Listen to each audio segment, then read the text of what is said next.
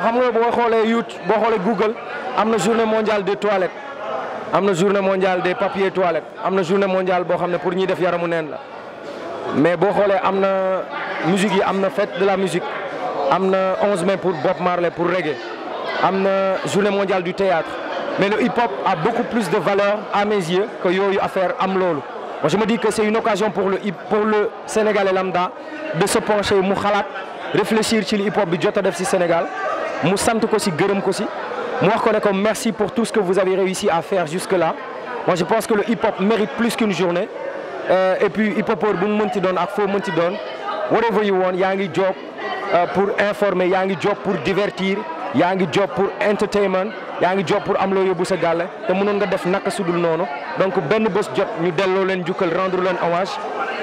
amul lu ko gën a légitime amul lu ko gën a noble amul lu ko gën a nice et je leur tire encore une fois le chapeau. Ils méritent ça, respect, chapeau,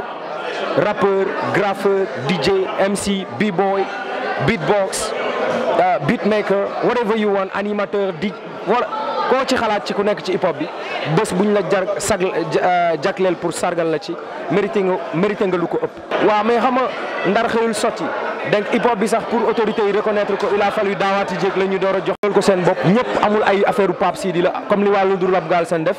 comme ni ko Malal di defee comme ni ko Omzo Dollar di defee tey Grand Théâtre il faut que ku nekk si ñun mu wane ne yii lii suñu yëf la ñun ñoo ko moom après bu ko autorité yi gisee xam ne am na doole derrière ñu mun ko accompagner mais bu fekkee idée bi dafa toll ci day door a judd ñu expliquer nit ñi ngir ñu comprendre bu autorité yi ñëwagul c'est compréhensible on peut le comprendre dans cette direction mais je pense que c'est avec le temps tout est faisable ndar xëyul rek sotti comme ni ñu koy wax topp topp moo gën yu rek petit à petit l'oiseau fait son nid. Initiative bi c'est une très bonne chose du moment que c'est des mélomanes qui se sont réunis pour sortir quelque chose d'assez exceptionnel il faut saluer le courage de ces jeunes là et c'est des mélomanes un jour un mélomane est allé dans un concert un jour un mélomane est allé acheter un album un jour un mélomane est passé par les réseaux sociaux pour wax lu mu sentir ci liggéeyu rappeurs yi jaar na ci émission de radio wala mu génn télé mais le mélomane qui sort une compilation pour la promotion et pour mettre tout le monde à l'aise c'est la demande du mélomane que le mélomane a lui-même réalisé donc je pense que c'est une initiative assez noble à saluer et assez exceptionnelle et je les remercie pour ça du fond du cœur